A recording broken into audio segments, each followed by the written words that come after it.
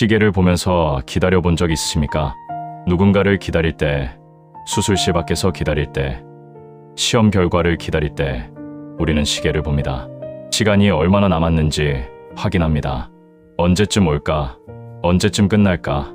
이렇게 묻습니다. 그런데 기다림에는 두 종류가 있습니다. 하나는 막연한 기다림입니다. 언제 올지 모르는 기다림입니다. 다른 하나는 확실한 기다림입니다. 정확한 시간을 알고 기다리는 것입니다. 여러분, 이 두 기다림은 완전히 다릅니다. 막연하게 기다리는 사람은 불안합니다. 초조합니다. 그러나 정확한 시간을 아는 사람은 준비합니다. 그 시간에 맞춰 계획을 세웁니다. 공항에 가보십시오. 비행기 출발 시간을 아는 사람들은 여유가 있습니다. 시간을 모르는 사람은 계속 안내판을 확인하며 불안해합니다. 성경에서 언제까지입니까? 라는 질문은 반복해서 나옵니다. 이것은 불신앙의 질문이 아닙니다. 오히려 약속을 붙잡고 있기에 나오는 질문입니다. 시편 13편 1절에서 2절을 보면 다윗은 이렇게 부르짖습니다. 여호와여, 어느 때까지니까 나를 영원히 잊으시나이까? 주의 얼굴을 나에게서 어느 때까지 숨기시겠나이까? 4번이나 어느 때까지라고 묻습니다. 다윗은 원수들에게 쫓기고 있었습니다. 동굴에 숨어 살았습니다. 그는 하나님께 묻습니다. 언제까지입니까? 시편 90편 13절도 보십시오. 여호와여 돌아오소서, 언제까지니까 주의 종들을 불쌍히 여기소서. 모세가 광야에서 부르짖었습니다. 이스라엘이 40년 동안 광야를 떠돌았습니다. 언제까지 이 광야에 있어야 합니까? 하박국 1장 2절도 같은 질문입니다. 여호와여, 내가 부르짖어도 주께서 듣지 아니하시니 어느 때까지리까? 선지자가 불의한 세상을 보며 부르짖습니다. 요한계시록 6장 10절에서는 순교자들이 제단 아래서 큰 소리로 외칩니다. 거룩하고 참되신 대주제여, 땅에 거하는 자들을 심판하여 우리 피를 신원하여 주지 아니하시기를 어느 때까지 하시오나이까? 하늘에 있는 성도들조차 언제까지입니까? 라고 묻고 있습니다. 여러분, 이 질문은 불신앙의 질문이 아닙니다. 오히려 약속을 붙잡고 있기에 나오는 질문입니다. 하나님이 반드시 응답하실 것을 믿기에 그 때가 언제인지 궁금한 겁니다. 믿지 않는 사람은 묻지 않습니다. 믿는 사람이 묻습니다. 그런데 우리에게는 개인적인 기도 제목뿐 아니라 더 큰 질문이 있습니다. 주님의 재림은 언제입니까? 이 세상의 악은 언제 끝납니까? 하나님의 나라는 언제 완성됩니까? 마지막한 일에는 언제 시작됩니까? 지난 6강의를 통해 우리는 다니엘의 70일의 예언을 살펴봤습니다. 첫 강에서 우리는 70일애가 무엇인지 배웠습니다. 490년이라는 시간이 이스라엘을 위해 정해졌다는 것을 알았습니다. 두 번째 강에서는 예언의 시작점을 배웠습니다. 예루살렘을 재건하라는 명령이 언제 내려졌는지, 그것이 주전 445년 아닥사스다 왕 20년이라는 것을 확인했습니다. 세 번째와 네 번째 강에서는 69일의 계산을 했습니다. 483년 후에 메시아가 오실 것이라는 예언이 정확하게 이루어졌습니다. 주 33년 예수님께서 예루살렘에 입성하신 그 날이 바로 483년째 되는 날이었습니다. 다섯 번째 강에서는 메시아가 끊어진다는 예언을 다뤘습니다. 십자가 사건입니다. 예수님께서 죽으셨습니다. 그러나 그것은 끝이 아니라 시작이었습니다. 여섯 번째 강에서는 중요한 진리를 배웠습니다. 70일의 중 60일가 지났고 지금은 간격 기간이며 마지막 한 일회가 아직 시작되지 않았다는 것입니다. 교회 시대 이방인의 때가 지금이라는 것도 배웠습니다. 예언 시계는 멈춘 것이 아니라 구간이 바뀌었습니다. 그런데 오늘 우리가 다룰 질문은 더 구체적입니다. 그렇다면 마지막 한 일회는 정확히 언제, 어떻게 시작되는가?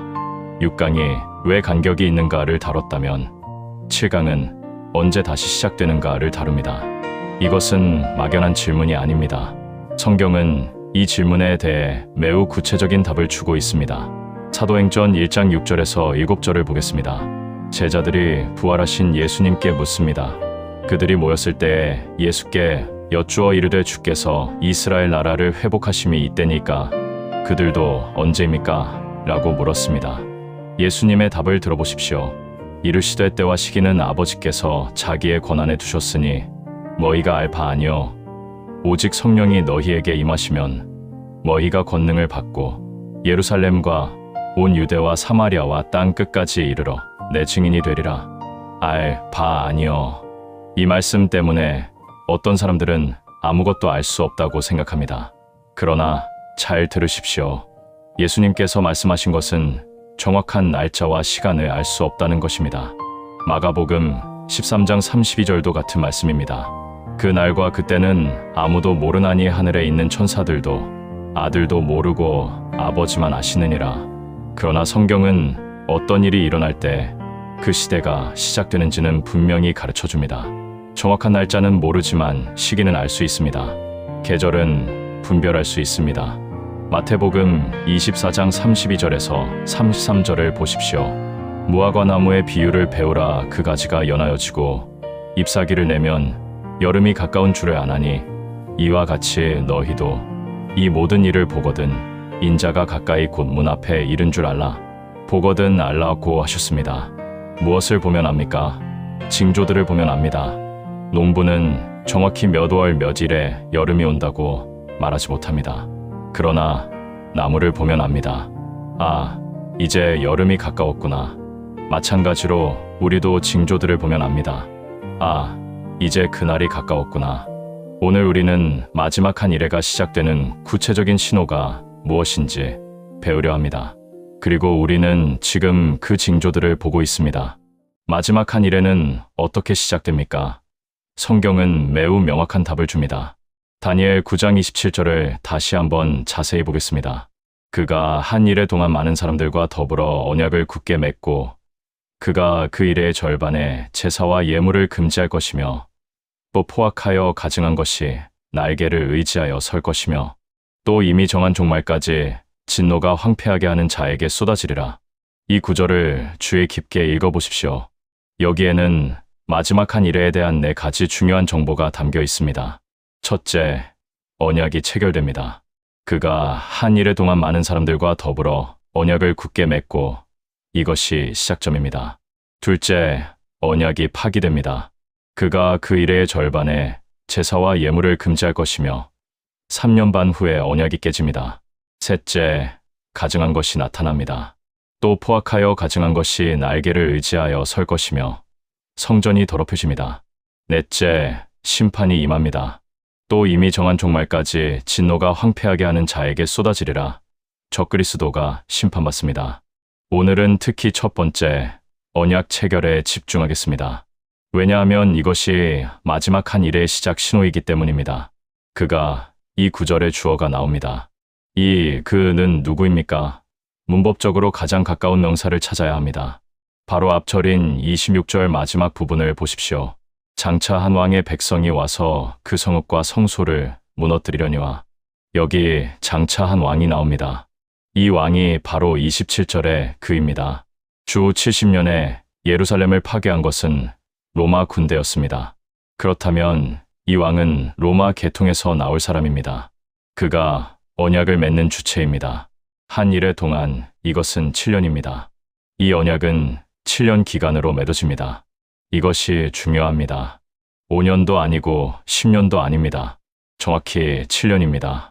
다니엘 9장 24절에서 70일회라고 했을 때 한 일회는 7년이었습니다.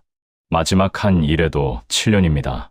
많은 사람들과 더불어 여기서 많은 사람들은 히브리어로 라빔입니다. 문맥상 이것은 이스라엘 백성을 가리킵니다. 다니엘 9장 24절을 보면 내 백성과 내 거룩한 성을 위하여라고 했습니다. 70일의 전체가 이스라엘을 위한 예언입니다. 따라서 마지막 한 일의 언약도 이스라엘과 관련됩니다. 언약을 굳게 맺고 히브리어 원문을 보면 키그비르 브리트라는 표현이 사용됩니다. 키그비르는 강하게 하다, 확증하다, 강제하다는 의미입니다. 브리트는 언약, 조약을 뜻합니다. 이것은 일반적인 약속이 아닙니다. 공식적이고 강력한 조약입니다. 국제적으로 인정받는 평화 협정입니다. 문서로 작성되고 서명되는 조약입니다. 아마도 유엔이나 다른 국제기구의 보증 아래 맺어지는 협정일 것입니다. 역사를 보면 이스라엘은 여러 차례 평화 조약을 맺었습니다. 1979년 이집트와 캠프 데이비드 협정을 맺었습니다. 1994년 요르단과 평화 조약을 맺었습니다. 최근에는 아브라함 협정으로 UAE, 바레인, 모로코, 수단과 관계를 정상화했습니다. 그러나 이 모든 조약은 부분적입니다. 일부 아랍 국가와만 맺은 것입니다. 그리고 7년 기간으로 맺은 것도 아닙니다. 다니엘이 예언한 언약은 이것들과 다릅니다. 이 언약은 포괄적입니다. 많은 사람들과 맺습니다. 아마도 이스라엘 주변의 모든 아랍 국가를 포함하는 광범위한 평화 협정일 것입니다. 팔레스타인 문제도 해결될 것입니다. 예루살렘 문제도 해결될 것입니다. 중동의 오랜 분쟁이 마침내 끝나는 것처럼 보일 것입니다. 그리고 이 언약의 중재자는 서방 세계의 강력한 지도자일 것입니다. 그는 놀라운 외교적 능력을 보여줄 것입니다. 해결 불가능해 보이던 중동 문제를 해결할 것입니다. 온 세계가 그를 평화의 영웅이라고 칭송할 것입니다. 노벨 평화상을 받을지도 모릅니다. 그러나 성경을 아는 사람들은 알 것입니다. 저 사람이 바로 그 사람이구나. 저 조약이 바로 그 조약이구나. 마지막 한 이래가 시작되었구나. 정리하면 이렇습니다. 어떤 왕이 이스라엘과 7년 기간의 강력한 조약을 맺습니다. 바로 이 순간 마지막 한 이래가 시작됩니다. 이것이 출발점입니다. 이것이 우리가 주목해야 할 신호입니다. 그런데 더 놀라운 것이 있습니다. 그가 그 일의 절반에 제사와 예물을 금지할 것이며 이 언약은 3년 반 후에 파기됩니다. 언약을 맺은 그 왕이 언약을 깨뜨립니다. 제사와 예물을 금지합니다. 잠깐 여기서 질문이 생깁니다. 제사와 예물을 금지한다는 것은 무엇을 의미합니까? 이것은 예루살렘에 성전이 있다는 뜻입니다. 성전에서 제사를 드리고 있다는 뜻입니다. 그런데 지금 예루살렘에 성전이 있습니까? 없습니다. 주 70년에 파괴된 이후 지금까지 없습니다. 성전이 있던 자리에는 지금 이슬람 사원들이 서 있습니다. 황금 돔 사원과 알-아크사 사원입니다. 그렇다면 이것은 무엇을 의미합니까? 마지막 한 이래가 시작되기 전에 예루살렘의 성전이 다시 세워질 것이라는 뜻입니다. 제3성전이 건축될 것입니다. 그리고 그곳에서 제사가 재개될 것입니다. 여러분, 이것이 얼마나 놀라운 예언입니까? 다니엘이 이 예언을 받았을 때는 주전 539년경이었습니다. 당시 성전은 파괴되어 있었습니다. 바벨론이 주전 586년에 솔로몬 성전을 파괴했습니다. 그런데 다니엘은 미래를 봅니다. 성전이 다시 세워집니다. 이것이 첫 번째 성전 재건입니다. 주전 516년에 스룹바벨 성전이 완공되었습니다. 그 후 헤롯이 주전 20년부터 대대적으로 증축하여 헤롯 성전이 되었습니다. 그런데 다니엘의 예언은 더 미래를 봅니다. 이 성전도 파괴될 것입니다. 주 70년에 로마가 파괴했습니다. 예수님께서도 이것을 예언하셨습니다. 마태복음 24장 2절입니다. 예수께서 대답하여 이르시되 너희가 이 모든 것을 보지 못하느냐? 내가 진실로 너희에게 이르노니 돌 하나도 돌 위에 남지 않고 다 무너뜨려지리라. 그리고 다니엘은 훨씬 더 먼 미래를 봅니다. 성전이 또 다시 세워질 것입니다. 제3성전입니다. 그곳에서 제사가 드려질 것입니다. 그리고 적그리스도가 그 제사를 중단시킬 것입니다. 이것은 단순한 추측이 아닙니다.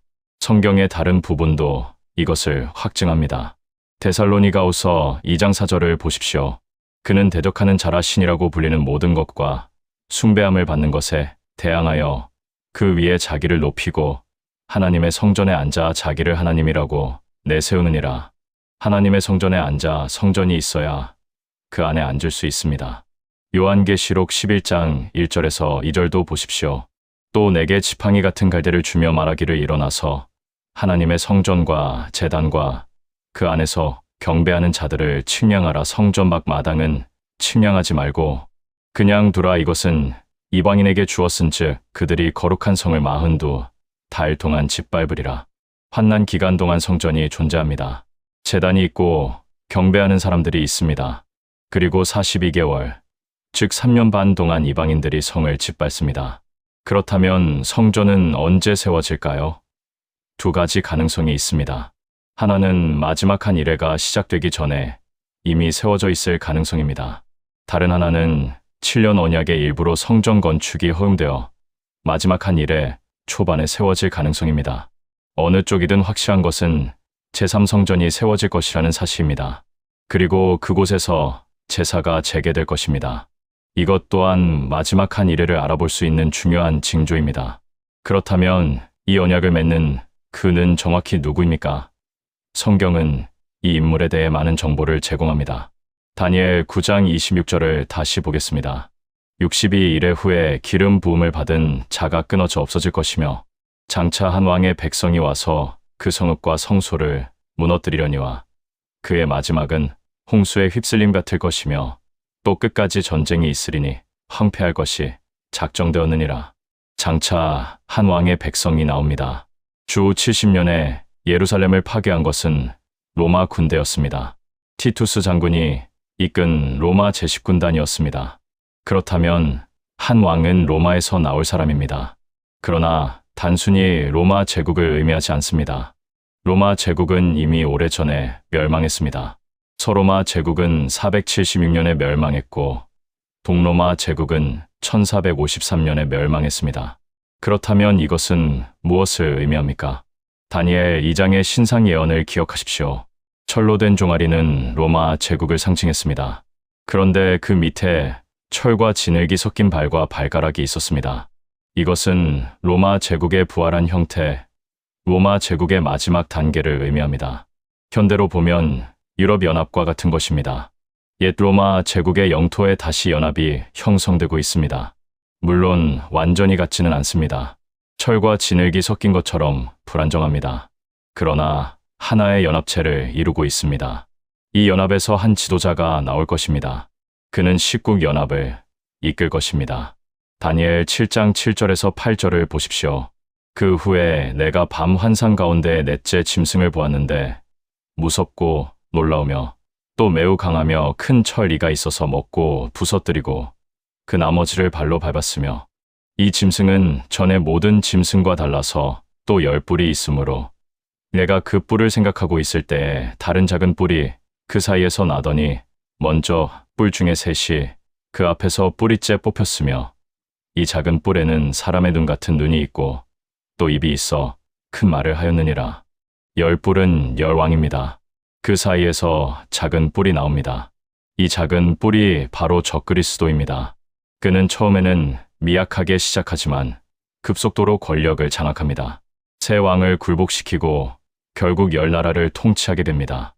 신약 성경은 이 인물을 더 명확하게 보여줍니다.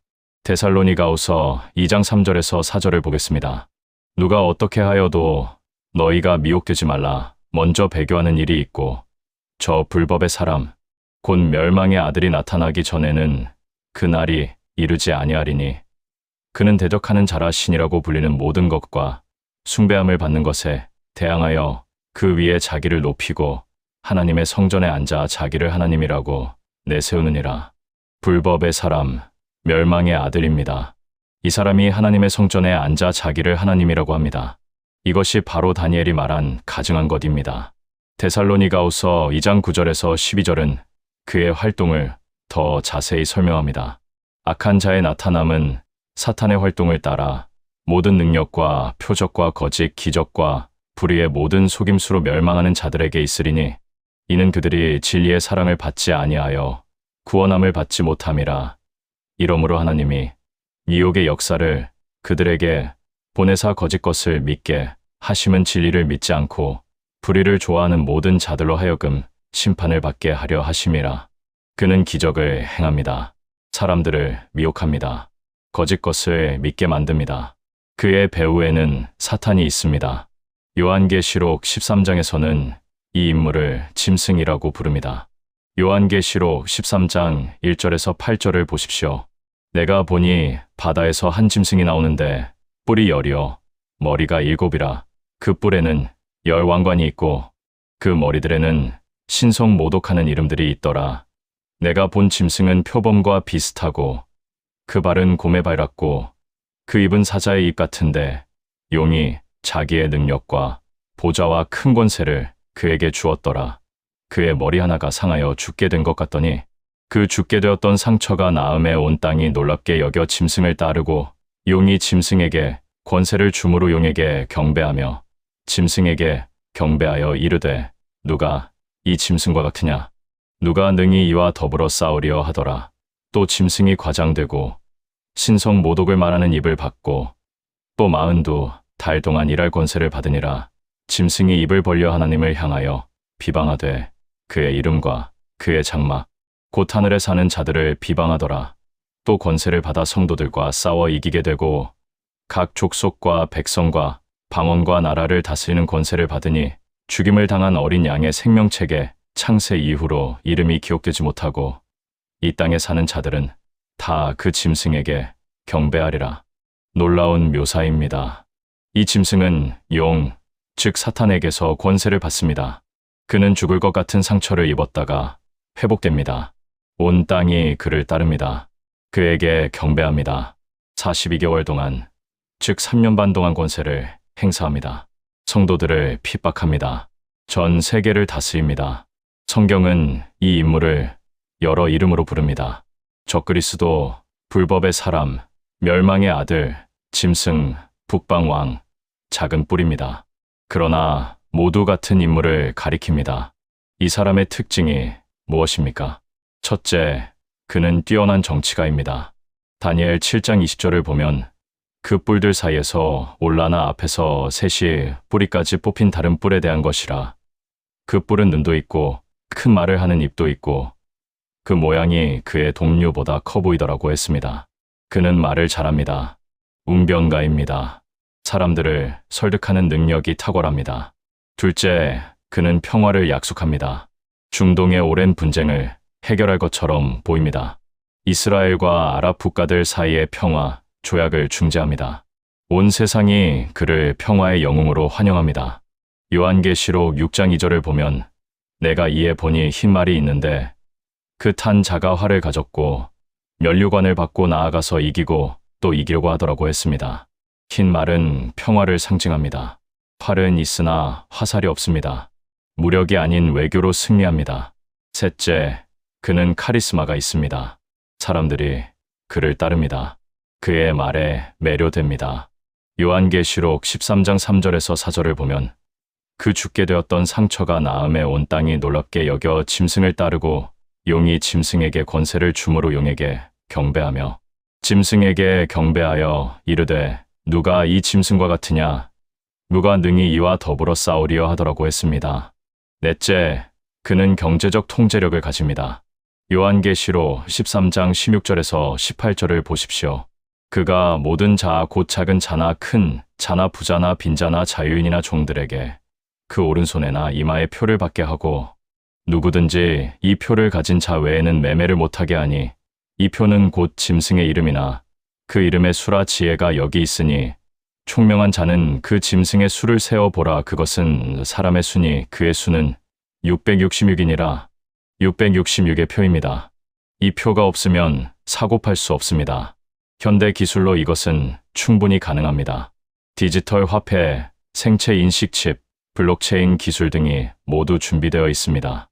다섯째, 그는 종교적 권위를 주장합니다. 자기를 하나님이라고 선포합니다. 모든 종교를 통합하려 할 것입니다. 자기에게 경배하도록 강요할 것입니다. 여섯째, 그는 성도들을 핍박합니다. 다니엘 7장 25절은 이렇게 예언합니다. 그가 장차 말로 지극히 높으신 이를 대적하며 또 지극히 높으신 이의 성도를 괴롭게 할 것이며 그가 또 때와 법을 고치고자 할 것이며 성도들은 그의 손에 붙임 바 되어 한 때와 두 때와 반 때를 지내리라. 한 때와 두 때와 반 때는 3년 반을 의미합니다. 후반부 3년 반 동안 극심한 핍박이 있을 것입니다. 그러나 그의 정체는 곧 드러납니다. 3년 반 후에 그는 언약을 파기합니다. 성전을 더럽힙니다. 자기를 하나님이라고 선포합니다. 성도들을 핍박합니다. 그의 본색이 드러나는 순간입니다. 다니엘 7장 26절은 그의 최후를 예언합니다. 그러나 심판이 시작되면 그는 권세를 빼앗기고 완전히 멸망할 것이요. 요한계시록 19장 20절도 같은 내용입니다. 짐승이 잡히고 그 앞에서 표적을 행하던 거짓 선지자도 함께 잡혔으니 이는 짐승의 표를 받고 그의 우상에게 경배하던 자들을 표적으로 미혹하던 자라. 이 둘이 산 채로 유황불 붙는 못에 던져지고 적그리스도의 최후는 비참합니다. 산 채로 불못에 던져집니다. 그의 권세는 영원하지 않습니다. 그가 아무리 강해 보여도 하나님 앞에서는 아무것도 아닙니다. 여러분, 이 사람이 지금 어디 있는지 우리는 모릅니다. 아직 나타나지 않았습니다. 그러나 그가 나타날 무대는 이미 준비되고 있습니다. 유럽연합이 형성되었습니다. 중동의 긴장이 계속되고 있습니다. 이스라엘을 중심으로 한 국제 정세가 복잡하게 얽혀 있습니다. 세계화로 인해 한 사람이 전 세계를 통제할 수 있는 시스템이 갖춰지고 있습니다. 언젠가 한 사람이 등장할 것입니다. 그는 놀라운 해결책을 제시할 것입니다. 이스라엘과 7년 평화 조약을 맺을 것입니다. 많은 사람이 그를 평화의 영웅이라고 부를 것입니다. 그러나 성경을 아는 사람들은 알 것입니다. 저 사람이 바로 그 사람이구나. 그날이 마지막 한 일의 시작입니다. 그런데 여기서 매우 중요한 질문이 나옵니다. 마지막 한 일회가 시작될 때 교회는 어디 있습니까? 우리는 어디 있습니까?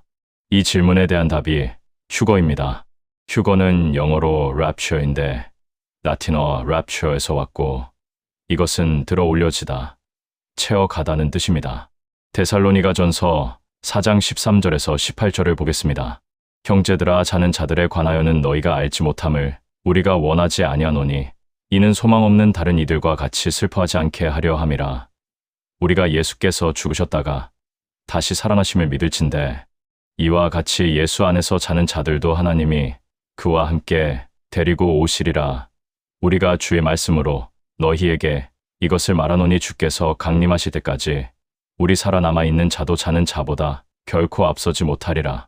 주께서 호령과 천사장의 소리와 하나님의 나팔 소리로 친히 하늘로부터 강림하시리니 그리스도 안에서 죽은 자들이 먼저 일어나고 그 후에 우리 살아남은 자들도 그들과 함께 구름 속으로 끌어올려 공중에서 주를 영접하게 하시리니 그리하여 우리가 항상 주와 함께 있으리라.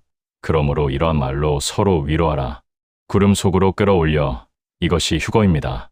살아있는 성도들이 순식간에 변화되어 공중으로 들려 올라갑니다. 죽은 성도들이 먼저 부활하고 그 다음 살아있는 성도들이 변화됩니다. 이 사건의 순서를 자세히 보십시오.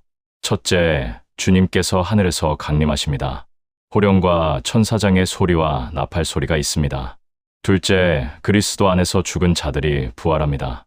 무덤에서 일어납니다. 셋째, 살아있는 성도들이 변화됩니다. 죽지 않고 변화됩니다. 넷째, 둘 다 함께 구름 속으로 들려 올라갑니다. 다섯째, 공중에서 주님을 만납니다. 여섯째, 영원히 주님과 함께 있습니다. 고린도전서 15장 51절에서 53절도 같은 사건을 말합니다. 보라, 내가 너희에게 비밀을 말하노니 우리가 다 잠잘 것이 아니요 마지막 나팔의 순식간에 호련히 다 변화되리니 나팔 소리가 남의 죽은 자들이 썩지 아니할 것으로 다시 살아나고 우리도 변화되리라. 이 썩을 것이 반드시 썩지 아니할 것을 입겠고 이 죽을 것이 죽지 아니함을 입으리로다. 순식간에 호련히 헬라어 원문을 보면 엔아토모입니다. 여기서 영어 애텀이 나왔습니다. 원자를 쪼갤 수 없는 가장 작은 순간을 의미합니다. 눈 깜짝할 사이입니다. 엔 리페 오프탈무, 눈을 깜박이는 시간입니다. 얼마나 빠릅니까? 과학적으로 눈을 깜박이는 시간은 0.1초에서 0.4초입니다. 그보다 짧은 시간입니다. 순식간입니다. 한순간에 모든 성도가 변화됩니다. 이 변화는 어떤 변화입니까? 썩을 것이 썩지 아니할 것을 입겠고 이 죽을 것이 죽지 아니함을 입으리로다. 우리의 육체가 완전히 변화됩니다. 더 이상 늙지 않습니다. 병들지 않습니다. 죽지 않습니다. 영광스러운 부활의 몸을 입습니다. 빌립보서 3장 20절에서 21절도 보십시오. 우리의 시민권은 하늘에 있는지라 거기로부터 구원하는 자 곧 주 예수 그리스도를 기다리노니 그는 만물을 자기에게 복종하게 하실 수 있는 자의 역사로 우리의 낮은 몸을 자기 영광의 몸의 형체와 같이 변하게 하시리라. 자기 영광의 몸의 형체와 같이 예수님의 부활하신 몸과 같은 몸을 받습니다. 예수님께서 부활하신 후 어떠셨습니까? 문을 통과하셨습니다. 갑자기 나타나시고 사라지셨습니다. 그러나 실체가 있으셨습니다. 먹을 수 있으셨습니다. 만질 수 있으셨습니다. 우리도 그런 몸을 받습니다. 그렇다면 휴거는 언제 일어납니까? 이것에 대해 성경학자들 사이에 세 가지 견해가 있습니다. 첫째, 환난 전 휴거설입니다. 교회가 7년 환난이 시작되기 전에 들림받는다는 견해입니다. 둘째, 환난 중 휴거설입니다. 교회가 3년 반의 전반부는 겪고 후반부 대환난 전에 들림받는다는 견해입니다. 셋째, 환난 후 휴거설입니다. 교회가 7년 환난을 다 겪고 난 후에 들림받는다는 견해입니다. 저는 환난 전 휴거를 믿습니다. 그 이유를 자세히 말씀드리겠습니다. 첫째, 데살로니가전서 5장 9절입니다. 하나님이 우리를 세우심은 노하심에 이르게 하심이 아니요 오직 우리 주 예수 그리스도로 말미암아 구원을 받게 하심이라. 하나님의 진노가 쏟아지는 환난에서 교회는 면제됩니다. 환난 기간은 하나님의 진노의 때입니다. 요한계시록 6장 16절에서 17절을 보십시오. 산들과 바위에게 이르되 우리 위에 떨어져 보좌에 앉으신 이의 얼굴에서와 그 어린 양의 진노에서 우리를 가리라. 그들의 진노의 큰 날이 이르렀으니 누가 능히 서려. 진노의 큰 날입니다. 이것은 교회를 위한 때가 아닙니다. 로마서 5장 9절을 보면 그러므로 우리가 이제 그의 피로 말미암아 의롭다 하심을 받았은즉 더욱 그로 말미암아 진노하심에서 구원을 받을 것이니라고 했습니다. 우리는 진노에서 구원받습니다. 둘째, 요한계시록의 구조입니다. 요한계시록 1장부터 3장까지는 교회들에게 보내는 편지입니다. 7교회가 나옵니다. 교회라는 단어가 19번 나옵니다. 그런데 4장부터 18장까지 환난 기간을 다루는 부분에서는 교회라는 단어가 한 번도 나오지 않습니다. 교회가 사라졌습니다. 교회가 언급되지 않습니다. 다시 19장에서 교회가 등장하는데 어디서 등장합니까? 요한계시록 19장 7절에서 8절입니다. 우리가 즐거워하고 크게 기뻐하며 그에게 영광을 돌리세 어린 양의 혼인 기약이 이르렀고 그의 아내가 자신을 준비하였으므로 그에게 빛나고 깨끗한 세마포 옷을 입도록 허락하셨으니 이 세마포 옷은 성도들의 옳은 행실이로다. 교회가 하늘에서 어린 양의 혼인 잔치에 참여하고 있습니다. 땅에서 환난을 겪는 것이 아니라 하늘에서 잔치에 참여하고 있습니다. 셋째, 요한계시록 3장 10절의 약속입니다. 빌라델비아 교회에게 주신 말씀입니다. 내가 나의 인내의 말씀을 지켰은즉 내가 또한 너를 지켜 시험의 때를 면하게 하리니 이는 장차 온 세상에 임하여 땅에 거하는 자들을 시험할 때라. 시험의 때를 면하게 하리니 헬라어 원문을 보면 테레소 에크입니다. 에크는 로부터에서 나와서라는 뜻입니다. 단순히 보호받는 것이 아니라 그 시험에서 완전히 빠져나오는 것입니다. 노아 시대를 생각해 보십시오. 홍수 심판이 있었습니다. 노아는 어떻게 구원받았습니까? 방주 안에서 보호받았습니다. 그러나 홍수를 겪었습니다. 롯의 경우는 다릅니다. 소돔과 고모라에 유황불 심판이 있었습니다. 롯은 어떻게 구원받았습니까? 심판 전에 소돔에서 빠져나왔습니다. 창세기 19장 22절을 보면 천사가 롯에게 이렇게 말합니다. 그리로 속히 도망하라. 내가 거기 이르기까지는 내가 아무 일도 행할 수 없노라. 롯이 빠져나오기 전에는 심판이 시작될 수 없었습니다. 누가복음 17장 28절에서 30절에서 예수님께서 이것을 말씀하십니다.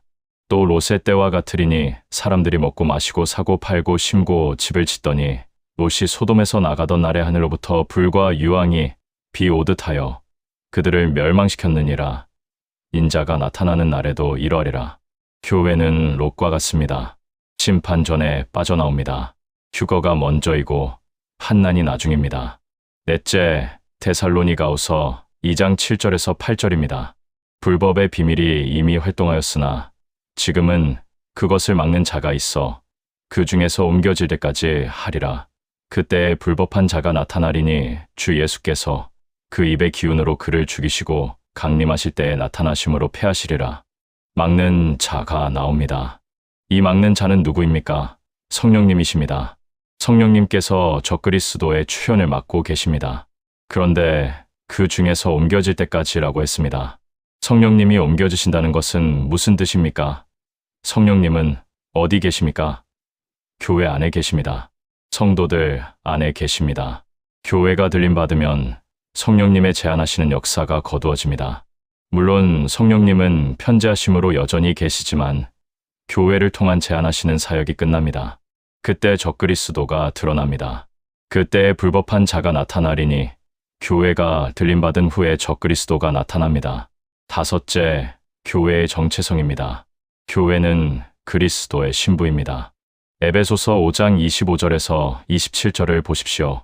남편들아, 아내 사랑하기를 그리스도께서 교회를 사랑하시고 그 교회를 위하여 자신을 주심같이 하라. 이는 곧 물로 씻어 말씀으로 깨끗하게 하사 거룩하게 하시고 자기 앞에 영광스러운 교회로 세우사 티나 주름 잡힌 것이나 이런 것들이 없이 거룩하고 흠이 없게 하려 하심이라.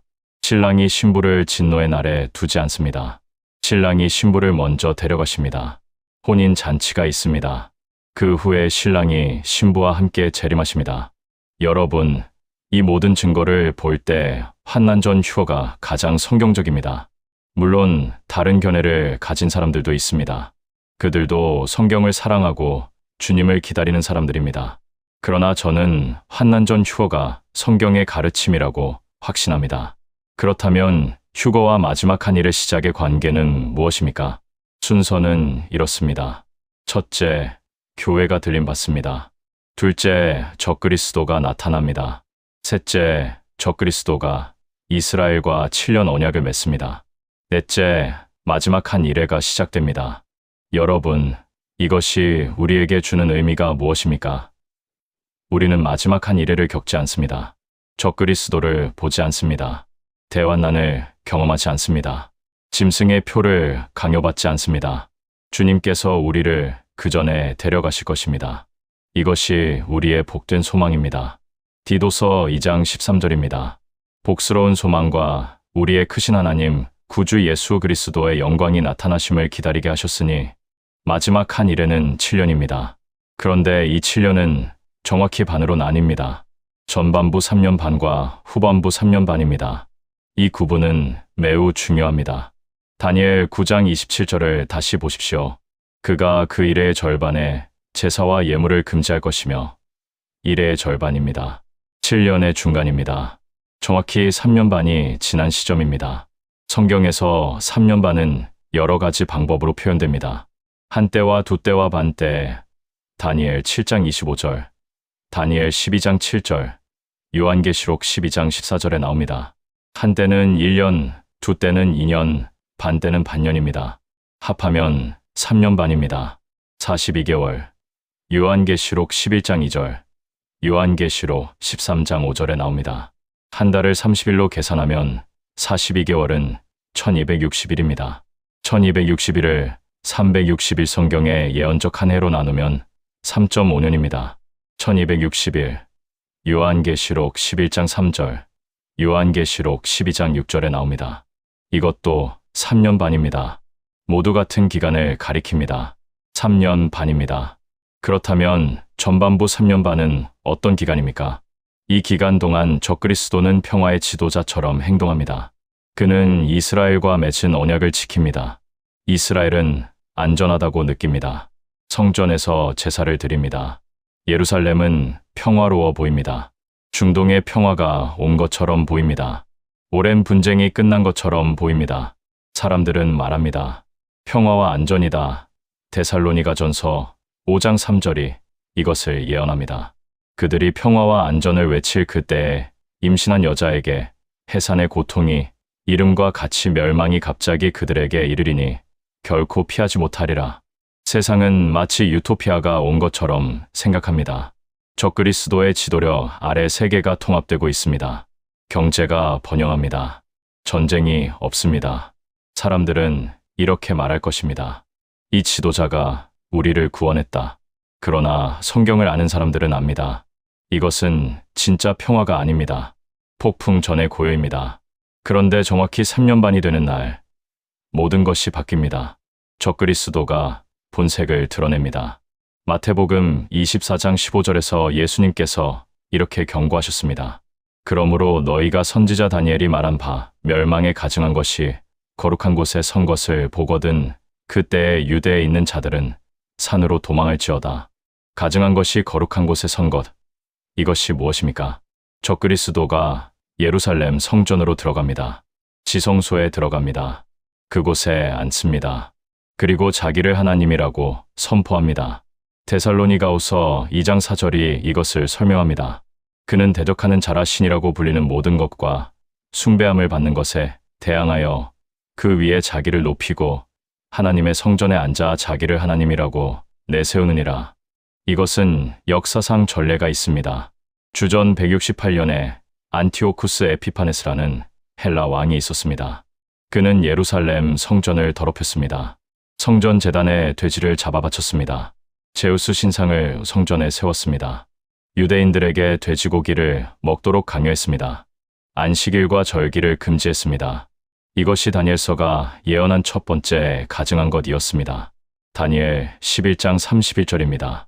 군대는 그의 편을 들어서서 성소 곧 견고한 곳을 더럽히며 매일 드리는 제사를 폐하며 멸망하게 하는 가증한 것을 세울 것이며, 그러나 이것은 예표였습니다.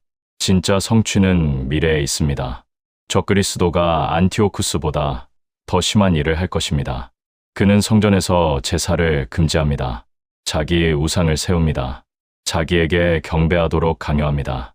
요한계시록 13장 14절에서 15절을 보십시오. 짐승을 위하여 우상을 만들라 하더라. 그가 권세를 받아 그 짐승의 우상에게 생기를 주어 그 짐승의 우상이 말하게 하고, 또 짐승의 우상에게 경배하지 아니하는 자는 몇이든지 다 죽이게 하더라. 짐승의 우상을 만듭니다. 그 우상이 말을 합니다. 아마도 AI 기술을 사용할 것입니다. 그리고 그 우상에게 경배하지 않는 자를 죽입니다. 이것이 후반부 3년 반의 시작입니다. 성경은 이 기간을 특별한 이름으로 부릅니다. 대환난입니다. 마태복음 24장 21절입니다. 이는 그때에 큰 환난이 있겠음이라. 창세로부터 지금까지 이런 환난이 없었고 후에도 없으리라. 창세로부터 지금까지 이런 환난이 없었고 역사상 가장 끔찍한 시기입니다. 노아의 홍수보다 더합니다. 소돔과 고모라의 심판보다 더합니다. 애굽의 10가지 재앙보다 더합니다. 이 기간 동안 하나님의 진노의 일곱 나팔, 7 대접 심판이 쏟아집니다. 요한계시록 6장부터 18장까지가 이 기간을 다룹니다. 첫째 인이 떼어질 때 적그리스도가 나타납니다. 둘째 인에서 평화가 제거되고 전쟁이 일어납니다. 셋째 인에서 기근이 옵니다. 넷째 인에서 4분의 1이 죽습니다. 다섯째 인에서 순교자들이 나타납니다. 여섯째 인에서 우주적 재앙이 일어납니다. 일곱째 인에서 7 나팔이 시작됩니다. 나팔 심판은 더 심각합니다. 첫째 나팔에서 땅의 3분의 1이 타버립니다. 둘째 나팔에서 바다의 3분의 1이 피가 됩니다. 셋째 나팔에서 강들의 3분의 1이 쓴물이 됩니다. 넷째 나팔에서 해와 달과 별의 3분의 1이 어두워집니다. 다섯째 나팔에서 무저갱이 열리고 황충이 나옵니다. 여섯째 나팔에서 2억만의 마병이 나옵니다. 일곱째 나팔에서 7 대접이 시작됩니다. 대접 심판은 가장 무섭습니다. 첫째 대접에서 악한 종기가 생깁니다. 둘째 대접에서 바다가 완전히 피가 됩니다. 셋째 대접에서 강들이 피가 됩니다. 넷째 대접에서 해가 사람을 태웁니다. 다섯째 대접에서 짐승의 나라가 어두워집니다. 여섯째 대접에서 유브라데 강이 마르고 아마겟돈 전쟁이 준비됩니다. 일곱째 대접에서 대지진과 큰 우박이 내립니다. 이 모든 것이 후반부 3년 반 동안 일어납니다. 적그리스도는 자기를 경배하지 않는 자들을 핍박합니다. 다니엘 7장 21절입니다. 내가 본주의 이 뿌리 성도들과 더불어 싸워 그들에게 이겼더니, 요한계시록 13장 7절도 같습니다. 또 권세를 받아 성도들과 싸워 이기게 되고 각 족속과 백성과 방언과 나라를 다스리는 권세를 받으니 많은 사람이 순교합니다. 요한계시록 6장 9절에서 11절을 보십시오. 다섯째 인을 떼실 때에 내가 보니 하나님의 말씀과 그들이 가진 증거로 말미암아 죽임을 당한 영혼들이 제단 아래에 있어 큰 소리로 불러 이르되 거룩하고 참되신 대주제여 땅에 거하는 자들을 심판하여 우리 피를 갚아 주지 아니하시기를 어느 때까지 하시려 하나이까 하니 각각 그들에게 흰 두루마기를 주시며 이르시되 아직 잠시 동안 쉬되 그들의 동료 종들과 형제들도 자기처럼 죽임을 당하여 그 수가 차기까지 하라 하시더라. 그러나 이 기간 동안 이스라엘에게는 특별한 일이 일어납니다. 요한계시록 12장을 보면 한 여자가 나옵니다. 이 여자는 이스라엘을 상징합니다. 요한계시록 12장 6절입니다. 그 여자가 광야로 도망함에 거기서 1260일 동안 그를 양육하기 위하여 하나님께서 예비하신 곳이 있더라. 1260일은 3년 반입니다. 후반부 3년 반 동안 이스라엘에 남은 자들이 광야에서 보호받습니다. 아마도 요르단의 페트라 지역으로 추정됩니다. 또한 이 기간 동안 두 증인이 예루살렘에서 예언합니다. 요한계시록 11장 3절에서 6절입니다. 내가 나의 두 증인에게 권세를 주리니 그들이 굵은 베옷을 입고 1260일을 예언하리라.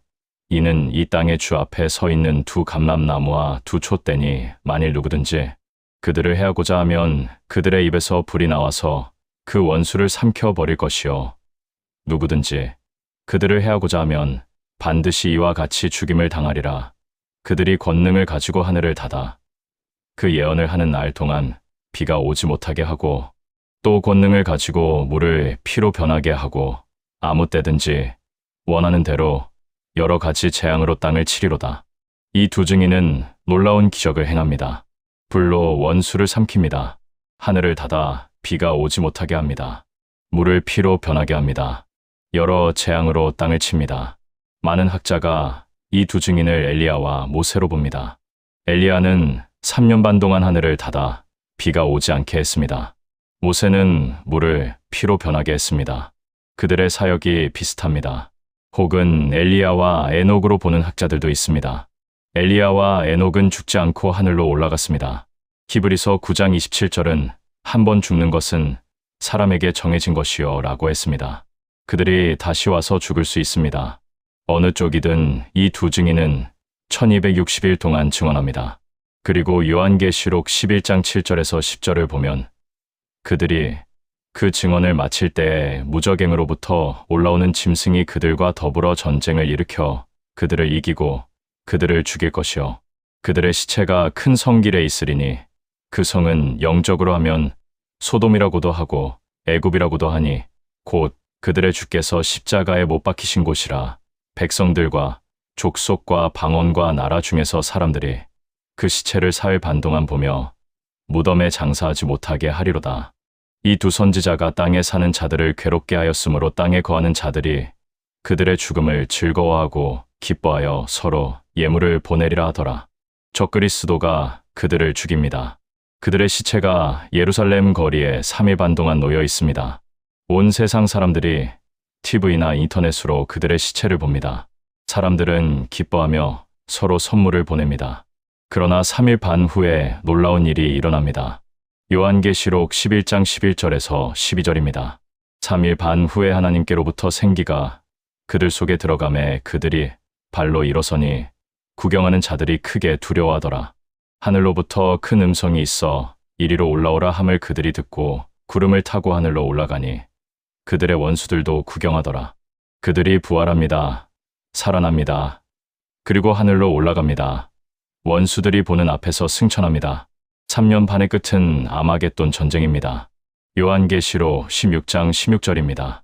새 영이 히브리어로 아마겟돈이라 하는 곳으로 왕들을 모으더라.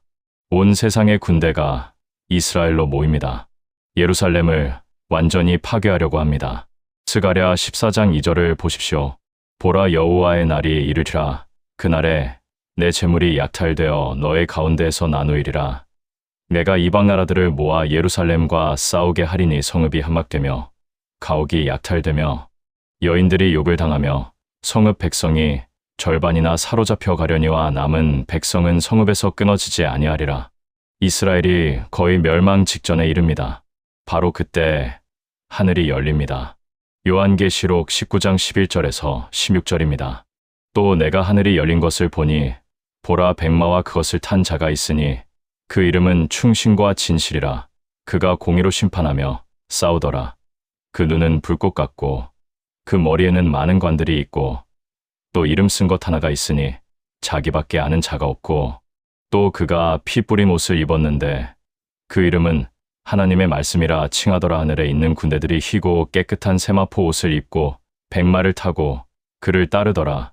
그의 입에서 예리한 검이 나오니 그것으로 만국을 치겠고 친히 그들을 철장으로 다스리며 또 친히 하나님 곧 전능하신 이의 맹렬한 진노의 포도주 틀을 밟겠고 그 옷과 그 다리에 이름을 쓴 것이 있으니 만왕의 왕이요 만주의 주라 하였더라. 예수 그리스도께서 재림하십니다. 백마를 타고 오십니다. 천군 천사와 함께 오십니다. 그리고 저 그리스도와 그의 군대를 심판하십니다. 요한계시록 19장 19절에서 21절입니다. 또 내가 봄에 그 짐승과 땅의 임금들과 그들의 군대들이 모여 그 말 탄 자와 그의 군대와 더불어 전쟁을 일으키다가 짐승이 잡히고 그 앞에서 표적을 행하던 거짓 선지자도 함께 잡혔으니 이는 짐승의 표를 받고 그의 우상에게 경배하던 자들을 표적으로 미혹하던 자라. 이 둘이 산채로 유황불 붙는 못에 던져지고 그 나머지는 말 탄 자의 입으로부터 나오는 검에 죽음에 모든 새가 그들의 살로 배불리오더라. 적그리스도와 거짓 선지자가 산채로 불못에 던져집니다. 그들의 군대는 완전히 멸망합니다. 마지막 한 일회가 그렇게 끝납니다. 그리고 천년왕국이 시작됩니다. 그렇다면 우리는 지금 어디쯤 와 있습니까? 마지막 한 일회가 시작되려면 어떤 조건들이 필요합니까? 징조들은 나타나고 있습니까? 예수님께서 무화과 나무 비유를 말씀하셨습니다. 마태복음 24장 32절에서 33절입니다. 무화과 나무의 비유를 배우라. 그 가지가 연하여지고 잎사귀를 내면 여름이 가까운 줄을 아나니 이와 같이 너희도 이 모든 일을 보거든 인자가 가까이 곧 문 앞에 이른 줄 알라. 성경에서 무화과 나무는 종종 이스라엘을 상징합니다. 호세아 9장 10절을 보십시오. 내가 이스라엘을 만날 때에 광야에서 포도를 만남 같았으며 너희 조상들을 처음 볼 때에 무화과 나무에서 처음 맺힌 열매를 봄 같았거늘. 요엘 1장 7절도 보십시오. 그들이 내 포도나무를 멸하며 내 무화과 나무를 긁어 말갛게 벗겨서 버리니 그 모든 가지가 하얗게 되었도다. 여기서 포도나무와 무화과 나무는 모두 이스라엘을 가리킵니다. 그렇다면 무화과 나무가 잎을 낸다는 것은 무엇을 의미합니까? 이스라엘이 다시 살아난다는 것입니다. 죽은 것 같았던 나무에서 새싹이 돋아나는 것입니다. 1948년 5월 14일 놀라운 일이 일어났습니다. 이스라엘이 나라로 독립했습니다.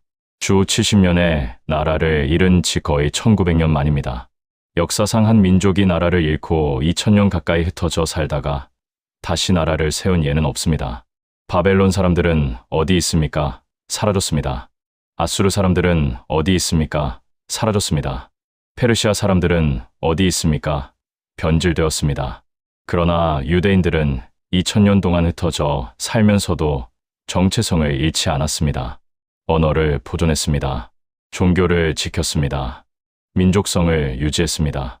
그리고 1948년에 나라를 되찾았습니다.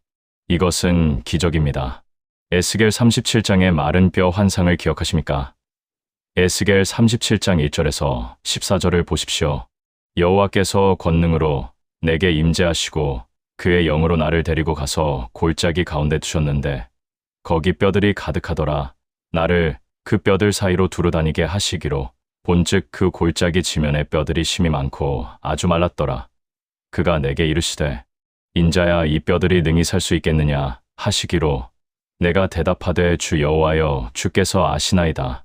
또 내게 이르시되 너는 이 모든 뼈에게 대언하여 이르기를 너희 마른 뼈들아 여호와의 말씀을 들으라. 주 여호와께서 이 뼈들에게 이같이 말씀하시기를 내가 생기를 너희에게 들어가게 하리니 너희가 살아나리라. 너희 위에 힘줄을 두고 살을 입히고 가죽으로 덮고 너희 속에 생기를 넣으리니 너희가 살아나리라. 또 내가 여호와인 줄 너희가 알리라 하셨다. 하라. 이에 내가 명령을 따라 대언하니 대언할 때에 소리가 나고 움직이며 이 뼈 저 뼈가 들어맞아 뼈들이 서로 연결되더라. 내가 보니 그 뼈들 위에 힘줄이 생기고 살이 오르며 그 위에 가죽이 덮이나 그 속에 생기는 없더라.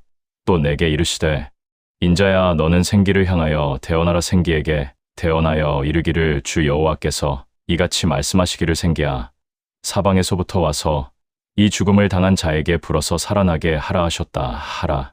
이에 내가 그 명령대로 대언하였더니 생기가 그들에게 들어가매 그들이 곧 살아나서 일어나 서는데 극히 큰 군대더라. 또 내게 이르시되 인자야 이 뼈들은 이스라엘 온 족속이라. 그들이 이르기를 우리의 뼈들이 말랐고 우리의 소망이 없어졌으니 우리는 다 멸절되었다 하느니라. 그러므로 너는 대언하여 그들에게 이르기를 주 여호와께서 이같이 말씀하시기를 내 백성들아 내가 너희 무덤을 열고 너희로 거기에서 나오게 하고 너희를 이스라엘 땅으로 들어가게 하리라. 내 백성들아 내가 너희 무덤을 열고 너희로 거기에서 나오게 한즉 내가 여호와인 줄을 너희가 알리라. 내가 또 내 영을 너희 속에 두어 너희가 살아나게 하고 너희를 너희 고국 땅에 두리니 나 여호와가 이 일을 말하고 이룬 줄을 너희가 알리라. 여호와의 말씀이니라 하셨다 하라. 골짜기에 가득한 마른 뼈들에게 하나님께서 생기를 불어넣으시니 살아나서 군대를 이룹니다. 이것이 이스라엘의 회복을 예언한 것입니다. 그리고 에스겔 37장 21절에서 22절입니다. 주 여호와께서 이같이 말씀하시되 내가 이스라엘 자손을 그 간 바 여러 나라에서 인도하며 그 사방에서 모아서 그들의 본토로 돌아가게 하고 그 땅 이스라엘 모든 산에서 그들이 한 나라를 이루어서 한 왕이 모두 다스리게 하리니 그들이 다시는 두 민족이 되지 아니하며 두 나라로 나누이지 아니할지라. 1948년 이 예언이 성취되기 시작했습니다. 무화과 나무가 잎을 내기 시작했습니다. 이사야 66장 8절도 보십시오. 이런 일을 들은 자가 누구이며 이런 일을 본 자가 누구이냐. 나라가 어찌 하루에 생기겠으며 민족이 어찌 순식간에 태어나겠느냐. 그러나 시온은 진통하는 즉시에 그 아들들을 낳았도다. 나라가 어찌 하루에 생기겠느냐. 그런데 정말로 하루에 생겼습니다. 1948년 5월 14일 다윗 벤 구리온이 독립을 선포했습니다. 유엔이 인정했습니다. 이스라엘이 나라가 되었습니다. 그런데 여기서 끝이 아닙니다. 1967년 6월 6일 전쟁이 일어났습니다. 이스라엘이 요르단으로부터 예루살렘 구시가지를 탈환했습니다. 주 70년 이후 처음으로 예루살렘 전체가 이스라엘의 통제 아래 들어왔습니다. 6월 7일 이스라엘 군대가 성전산에 도착했습니다. 모세 다얀 장군이 통곡의 벽 앞에 서서 말했습니다. We have returned to our holiest of holy places, never to depart from it again.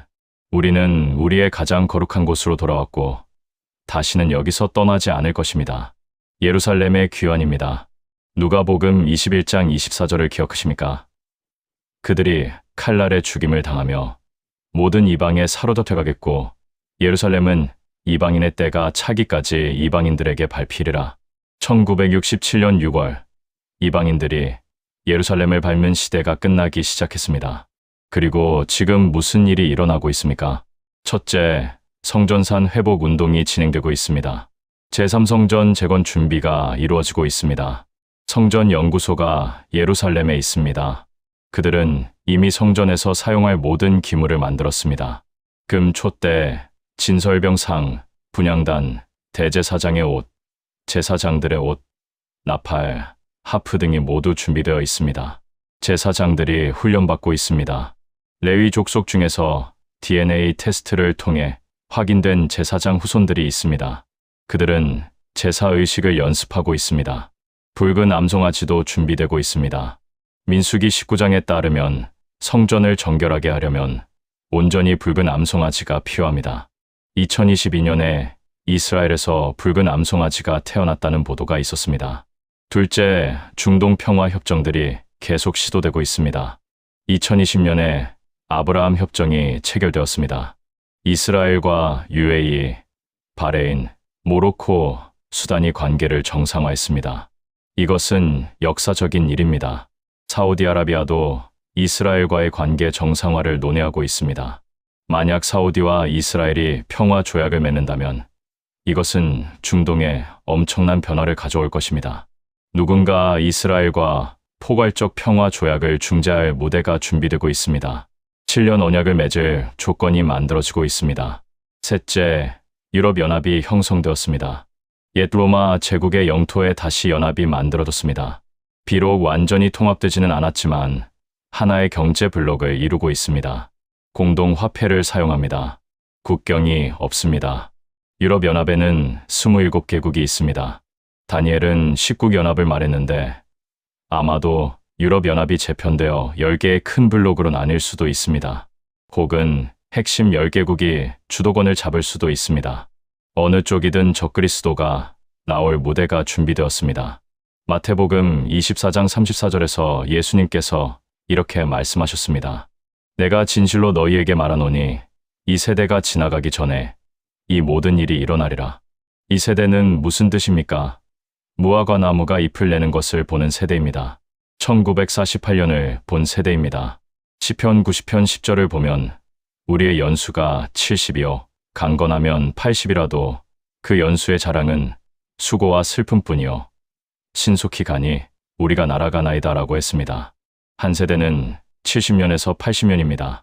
1948년에 태어난 사람이 지금 몇 살입니까? 77세입니다. 1948년에 20세였던 사람은 지금 97세입니다. 그 세대가 아직 살아 있습니다. 그러나 빠르게 지나가고 있습니다. 여러분, 우리는 마지막 시대에 살고 있습니다. 징조들이 다 나타나고 있습니다. 무화과 나무가 잎을 냈습니다. 여름이 가까웠습니다. 그렇다면 질문합니다.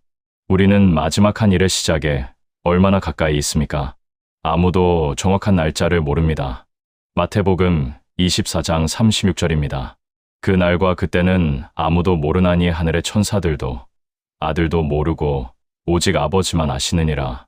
그러나 우리는 가깝다는 것을 압니다. 징조들을 보기 때문입니다. 계절을 분별할 수 있습니다. 데살로니가전서 5장 1절에서 4절을 보십시오.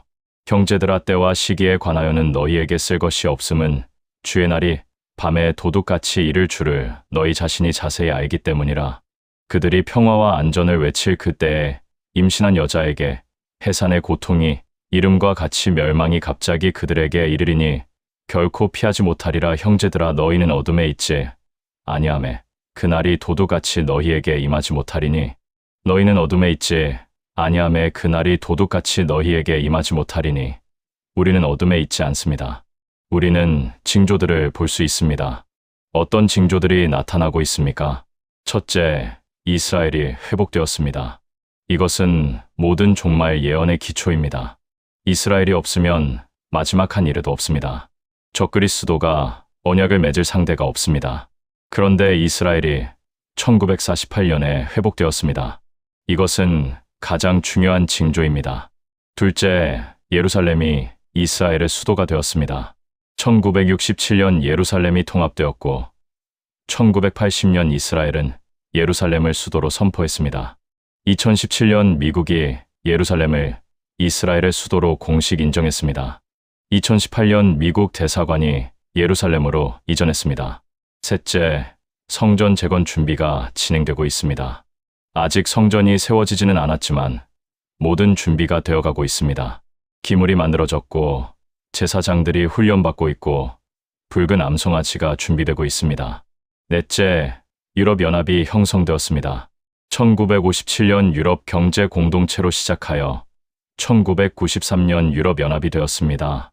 옛 로마 제국 지역의 정치적 연합이 만들어졌습니다. 적그리스도가 나올 무대가 준비되었습니다. 다섯째, 기술이 발달했습니다. 요한계시록 13장에 나오는 짐승의 표 시스템이 이제 기술적으로 가능합니다. 디지털 화폐가 개발되고 있습니다. 현금 없는 사회로 가고 있습니다. 중국에서는 이미 대부분의 거래가 디지털로 이루어집니다. 생체 인식 기술이 발달했습니다. 지문 인식, 홍채 인식, 안면 인식이 일상화되었습니다. 피부 아래 칩을 심는 기술도 있습니다. 스웨덴에서는 이미 수천 명이 손에 칩을 심어 결제하고 있습니다. AI 감시 시스템이 구축되고 있습니다. CCTV가 도처에 있습니다. 안면 인식으로 개인을 추적할 수 있습니다. 중국의 사회 신용 점수 시스템을 보십시오. 정부가 모든 사람의 행동을 평가하고 점수를 매깁니다. 블록체인 기술로 모든 거래를 추적할 수 있습니다. 중앙은행 디지털 화폐 CBDC가 개발되고 있습니다. 이것이 시행되면 정부가 누가 무엇을 샀는지, 누가 누구에게 돈을 보냈는지 모두 알 수 있습니다. 원하는 사람의 계좌를 동결할 수도 있습니다. 이 모든 기술이 짐승의 표 시스템을 가능하게 합니다. 여섯째, 전 세계가 하나의 체제로 통합되고 있습니다. 세계화가 진행되고 있습니다. 국제 무역이 증가했습니다. 다국적 기업들이 세계를 지배합니다. 국제기구들이 강화되고 있습니다. UN, WHO, IMF, 세계은행, WTO 등이 점점 더 큰 권한을 갖습니다. 글로벌 거버넌스가 논의되고 있습니다. 기후변화, 전염병, 경제 위기를 이유로 국제적 협력이 강조됩니다. 국가 주권을 넘어서는 세계 정부의 필요성이 제기됩니다. 이 모든 것이 한 사람이 전 세계를 통치할 수 있는 구조를 만들고 있습니다. 일곱째, 복음이 거의 모든 민족에게 전파되었습니다. 1900년에는 성경이 약 500개 언어로 번역되어 있었습니다. 지금은 3000개 이상의 언어로 번역되어 있습니다. 1900년에는 기독교인이 세계 인구의 약 35%였습니다. 지금은 약 32%입니다. 비율은 비슷하지만 절대 숫자는 엄청나게 증가했습니다. 1900년에 약 6억 명이었던 것이 지금은 약 25억 명입니다. 미전도 종족의 수가 줄어들고 있습니다. 아직 복음을 듣지 못한 종족이 약 7,000개 정도 있지만 선교사들이 그들에게 가고 있습니다. 성경이 번역되고 있습니다. 교회가 세워지고 있습니다. 인터넷과 방송을 통해 복음이 전파되고 있습니다. 북한이나 중동의 폐쇄된 지역에도 복음이 들어가고 있습니다. 마태복음 24장 14절의 말씀이 성취되고 있습니다. 이 천국 복음이 모든 민족에게 증언되기 위하여 온 세상에 전파되리니 그제야 끝이 오리라. 여덟째, 배교가 증가하고 있습니다. 데살로니가후서 2장 3절이 말한 배교하는 일이 일어나고 있습니다. 많은 교회가 성경의 권위를 포기하고 있습니다. 자유주의 신학이 교회를 잠식하고 있습니다. 성경을 하나님의 말씀이 아니라 인간의 책으로 봅니다. 기적을 부인합니다. 예수님의 동정녀 탄생, 부활, 재림을 믿지 않습니다. 포스트 모더니즘이 진리의 개념을 무너뜨리고 있습니다. 절대적 진리는 없다. 각자의 진리가 있다고 말합니다. 교회가 세속화되고 있습니다. 성경적 가르침보다 세상의 가치관을 따릅니다. 동성애를 인정하고 낙태를 지지하고 성경의 도덕적 기준을 버립니다.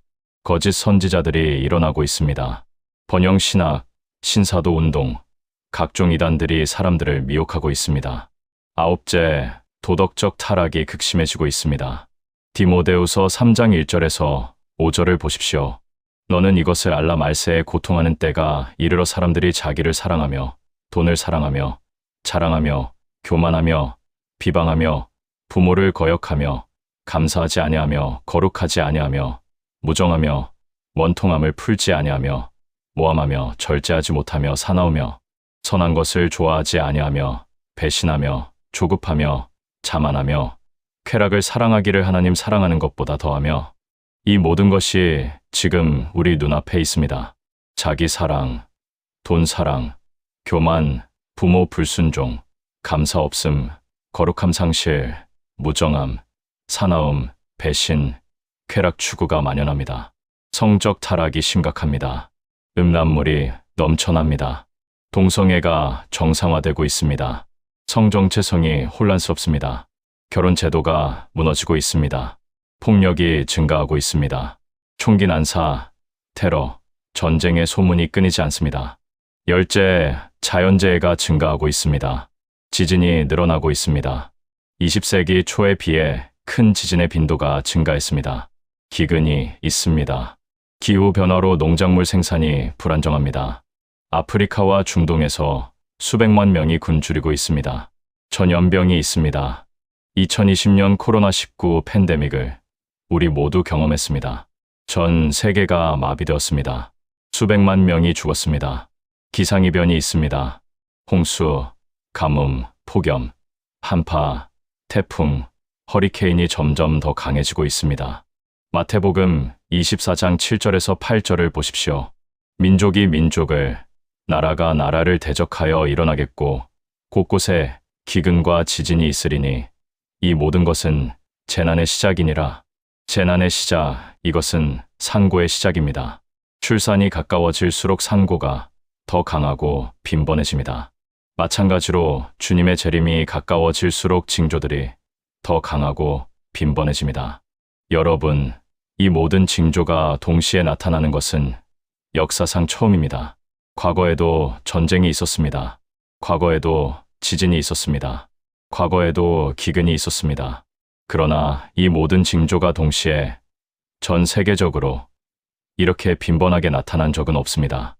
더구나 이스라엘의 회복이라는 핵심 징조가 있습니다.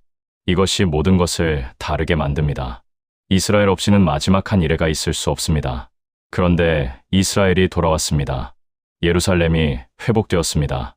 우리는 특별한 세대에 살고 있습니다. 예언이 우리 눈앞에서 성취되는 것을 보고 있는 세대입니다.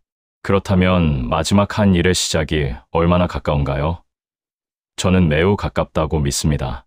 교회 휴거가 먼저 일어나야 하므로 휴거는 마지막 한 일의 시작보다 더 가깝습니다. 휴거는 언제든지 일어날 수 있습니다. 아무 징조 없이 일어날 수 있습니다. 디도서 2장 13절이 이렇게 말합니다. 복스러운 소망과 우리의 크신 하나님 구주 예수 그리스도의 영광이 나타나심을 기다리게 하셨으니 우리는 그분의 나타나심을 기다립니다. 그분이 오실 날이 매우 가까웠습니다. 마지막으로 이 모든 것이 우리에게 주는 실천적 교훈은 무엇입니까? 첫째, 깨어있으라는 것입니다. 마태복음 24장 42절입니다. 그러므로 깨어있으라. 어느 날에 너희 주가 임할는지 너희가 알지 못함이니라. 마태복음 24장 44절도 말합니다. 이러므로 너희도 준비하고 있으라. 생각하지 않은 때에 인자가 오리라. 마가복음 13장 33절에서 37절도 보십시오. 주의하라, 깨어있으라. 그때가 언제인지 알지 못함이라. 가령 사람이 집을 떠나 타국으로 갈 때에 그 종들에게 권한을 주어 각각 사물을 맡기며 문지기에게 깨어있으라. 명한 바 같으니 그러므로 깨어있으라. 집 주인이 언제 올는지 혹 저물때일는지 밤중일는지 달굴때일는지 새벽일는지 너희가 알지 못함이라. 그가 호련히 와서 너희가 자는 것을 보지 않도록 하라. 깨어있으라. 내가 너희에게 하는 이 말은 모든 사람에게 하는 말이니라. 깨어있다는 것은 긴장 상태를 유지하는 것입니다. 영적으로 졸지 않는 것입니다. 세상에 빠져 살지 않는 것입니다. 주님의 재림을 항상 의식하며 사는 것입니다. 로마서 13장 11절에서 12절도 말합니다. 또한 너희가 이 시기를 알거니와 자다가 깰 때가 벌써 되었으니 이는 이제 우리의 구원이 처음 믿을 때보다 가까웠음이라. 밤이 깊고 낮이 가까웠으니 그러므로 우리가 어둠의 일을 벗고 빛의 갑옷을 입자. 자다가 깰 때가 벌써 되었으니 지금은 잠잘 때가 아닙니다. 깨어 있을 때입니다. 둘째, 거룩하게 살라는 것입니다. 요한일서 3장 2절에서 3절을 보십시오. 사랑하는 자들아, 우리가 지금은 하나님의 자녀라. 장래에 어떻게 될지는 아직 나타나지 아니하였으나 그가 나타나시면 우리가 그와 같을 줄을 아는 것은 그의 참모습 그대로 볼 것이기 때문이니 주를 향하여 이 소망을 가진 자마다 그의 깨끗하심과 같이 자기를 깨끗하게 하느니라. 주를 향하여 이 소망을 가진 자마다 그의 깨끗하심과 같이 자기를 깨끗하게 하느니라. 주님을 만날 소망이 있다면 깨끗하게 살아야 합니다. 데살로니가전서 3장 13절도 말합니다. 우리 주 예수께서 그의 모든 성도와 함께 강림하실 때에 너희 마음을 굳건하게 하시고 우리 하나님 아버지 앞에 거룩함에 흠이 없게 하시기를 원하노라. 거룩함에 흠이 없게 우리는 주님 앞에 거룩하게 서야 합니다. 죄를 회개해야 합니다. 세상과 타협하지 말아야 합니다. 베드로후서 3장 10절에서 14절을 보십시오. 그러나 주의 날이 도둑같이 오리니 그날에는 하늘이 큰 소리로 떠나가고 물질이 뜨거운 불에 풀어지고 땅과 그 중에 있는 모든 일이 드러나리로다. 이 모든 것이 이렇게 풀어지리니 너희가 어떠한 사람이 되어야 마땅하냐. 거룩한 행실과 경건함으로 하나님의 날이 임하기를 바라보고 간절히 사모하라. 그날에 하늘이 불에 타서 풀어지고 물질이 뜨거운 불에 녹아지려니와 우리는 그의 약속대로 의가 있는 곳인 새하늘과 새 땅을 바라보도다. 그러므로 사랑하는 자들아, 너희가 이것을 바라보나니 주 앞에서 점도 없고 흠도 없이 평강 가운데서 나타나기를 힘쓰라. 주 앞에서 점도 없고 흠도 없이 평강 가운데서 나타나기를 힘쓰라. 이것이 우리의 목표입니다. 셋째, 충성하라는 것입니다. 마태복음 25장 14절에서 30절까지 달란트 비유가 나옵니다. 주인이 종들에게 달란트를 맡기고 떠납니다. 돌아와서 정산합니다. 충성한 종은 칭찬받고 상을 받습니다. 게으른 종은 책망받고 벌을 받습니다. 마태복음 24장 45절에서 47절도 보십시오. 충성되고 지혜 있는 종이 되어 주인에게 그 집 사람들을 맡아 때를 따라 양식을 나눠줄 자가 누구냐? 주인이 올 때에 그 종이 이렇게 하는 것을 보면 그 종이 복이 있으리로다. 내가 진실로 너희에게 이르노니 주인이 그의 모든 소유를 그에게 맡기리라. 우리에게도 주님께서 맡기신 것이 있습니다. 직장이 있고 가정이 있고 교회에서의 섬김이 있고 은사가 있습니다. 주님 오실 때까지 이 모든 것에 충성해야 합니다. 고린도전서 4장 2절도 말합니다. 그리고 여기에서 구할 것은 충성이니라. 넷째, 복음을 전하라는 것입니다. 마태복음 24장 14절입니다. 이 천국 복음이 모든 민족에게 증언되기 위하여 온 세상에 전파되리니 그제야 끝이 오리라. 우리가 복음을 전할수록 그날이 가까워집니다. 이방인의 충만한 수가 차는 것을 우리가 앞당길 수 있습니다. 베드로후서 3장 12절은 하나님의 날이 임하기를 바라보고 간절히 사모하라고 했습니다. 헬라어 원문을 보면 간절히 사모하라는 스피르인데 이것은 서두르다, 재촉하다는 의미도 있습니다. 우리가 복음을 전함으로써 주님의 재림을 재촉할 수 있습니다. 누가 아직 복음을 듣지 못했습니까? 우리 주변에 있습니다. 가족 중에, 친구 중에, 동료 중에 아직 예수님을 믿지 않는 사람이 있습니다. 그들에게 복음을 전해야 합니다. 시간이 얼마 남지 않았습니다. 휴거가 일어나면 기회가 없습니다. 환난을 겪어야 합니다. 지금이 은혜의 때입니다. 다섯째, 소망을 가지라는 것입니다. 데살로니가전서 4장 13절에서 18절입니다. 형제들아, 자는 자들에 관하여는 너희가 알지 못함을 우리가 원하지 아니하노니 이는 소망 없는 다른 이들과 같이 슬퍼하지 않게 하려 함이라. 우리가 예수께서 죽으셨다가 다시 살아나심을 믿을진대 이와 같이 예수 안에서 자는 자들도 하나님이 그와 함께 데리고 오시리라. 우리가 주의 말씀으로 너희에게 이것을 말하노니 주께서 강림하실 때까지 우리 살아남아 있는 자도 자는 자보다 결코 앞서지 못하리라. 주께서 호령과 천사장의 소리와 하나님의 나팔 소리로 친히 하늘로부터 강림하시리니 그리스도 안에서 죽은 자들이 먼저 일어나고 그 후에 우리 살아남은 자들도 그들과 함께 구름 속으로 끌어올려 공중에서 주를 영접하게 하시리니 그리하여 우리가 항상 주와 함께 있으리라.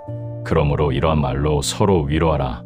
이러한 말로 서로 위로하라. 휴거는 우리의 위로입니다. 소망입니다. 세상은 두려워합니다. 미래를 불안해합니다. 경제 위기, 전쟁, 전염병, 재난을 걱정합니다. 그러나 우리는 다릅니다. 우리는 확실한 소망이 있습니다. 주님께서 오십니다. 우리를 데려가십니다. 영원히 함께 살 것입니다. 더 이상 죽음이 없습니다. 슬픔이 없습니다. 고통이 없습니다. 눈물이 없습니다. 요한계시록 21장 4절에서 5절을 보십시오. 모든 눈물을 그 눈에서 닦아 주시니 다시는 사망이 없고 애통하는 것이나 곡하는 것이나 아픈 것이 다시 있지 아니하리니 처음 것들이 다 지나갔음이로라. 보좌에 앉으신 이가 이르시되 보라, 내가 만물을 새롭게 하노라. 이것이 우리의 미래입니다. 이것이 우리의 소망입니다. 여섯째, 서로 사랑하라는 것입니다. 요한복음 13장 34절에서 35절입니다. 새 계명을 너희에게 주노니 서로 사랑하라. 내가 너희를 사랑한 것 같이 너희도 서로 사랑하라. 너희가 서로 사랑하면 이로써 모든 사람이 너희가 내 제자인 줄 알리라. 마지막 때일수록 사랑이 식어갑니다. 마태복음 24장 12절이 불법이 성함으로 많은 사람의 사랑이 식어지리라고 했습니다. 그러나 우리는 달라야 합니다. 더욱 뜨겁게 서로 사랑해야 합니다. 베드로전서 4장 8절은 무엇보다도 뜨겁게 서로 사랑할지니 사랑은 허다한 죄를 덮느니라고 했습니다. 교회 안에서 서로 사랑해야 합니다. 판단하지 말고 정죄하지 말고 용서하고 격려하고 도와야 합니다. 일곱째, 모이기를 패하지 말라는 것입니다. 히브리서 10장 25절입니다. 모이기를 패하는 어떤 사람들의 습관과 같이 하지 말고 오직 권하여 그날이 가까움을 볼수록 더욱 그리하자. 그날이 가까움을 볼수록 더욱, 이것이 핵심입니다. 우리는 그날이 가까운 것을 봅니다. 그러므로 더욱 모여야 합니다. 어떤 사람들은 교회를 떠납니다. 온라인으로 예배하면 되지, 혼자 신앙생활하면 되지라고 말합니다. 그러나 그것은 성경의 가르침이 아닙니다. 우리는 함께 모여야 합니다. 함께 예배해야 합니다. 함께 기도해야 합니다. 함께 말씀을 배워야 합니다. 서로 권면해야 합니다. 마지막 시대일수록 더욱 그래야 합니다. 사랑하는 성도 여러분, 마지막 한 일의 시작이 가깝습니다. 그보다 더 가까운 것은 교회 휴거입니다. 우리가 주님을 만날 날이 매우 가까워졌습니다. 혹시 아직 예수님을 믿지 않는 분이 계십니까? 지금 결단하십시오. 휴거가 일어나면 기회가 없습니다. 7년 환난을 겪어야 합니다. 적그리스도의 지배 아래 살아야 합니다. 짐승의 표를 강요받을 것입니다. 많은 고통을 겪을 것입니다. 지금이 은혜의 때입니다. 지금이 구원의 날입니다. 고린도후서 6장 2절입니다. 보라, 지금은 은혜 받을 만한 때요. 보라, 지금은 구원의 날이로다. 예수님을 믿으십시오. 그분이 우리 죄를 위해 십자가에서 죽으셨습니다. 3일 만에 부활하셨습니다. 그분을 믿는 자는 구원을 받습니다. 휴거될 것입니다. 환난을 피할 것입니다. 이미 믿는 성도들은 깨어 기도하십시오. 거룩하게 사십시오. 충성하십시오. 소망을 품으십시오. 복음을 전하십시오. 서로 사랑하십시오. 모이기를 힘쓰십시오. 히브리서 10장 37절에서 38절의 말씀으로 마무리하겠습니다. 잠깐 후면 오실 이가 오시리니 지체하지 아니하시리라. 나의 의인은 믿음으로 말미암아 살리라. 또한 만일 그가 물러가면 내 마음이 그를 기뻐하지 아니하리라 하셨느니라. 잠깐 후면 오실 이가 오시리니 우리 주님이 오십니다. 잠깐 후입니다. 마지막 한 일에는 반드시 시작됩니다. 그 신호는 7년 언약입니다. 적그리스도가 이스라엘과 언약을 맺는 그 순간 마지막 한 일회가 시작됩니다. 그러나 그 전에 우리는 주님을 만날 것입니다. 공중에서 주님을 영접할 것입니다. 그리고 영원히 주님과 함께 있을 것입니다. 이 복된 소망을 품고 오늘을 살아가십시오. 내일도 주님을 기다리십시오. 그날까지 신실하게 달려가십시오. 주님, 속히 오시옵소서. 마라나타. 아멘.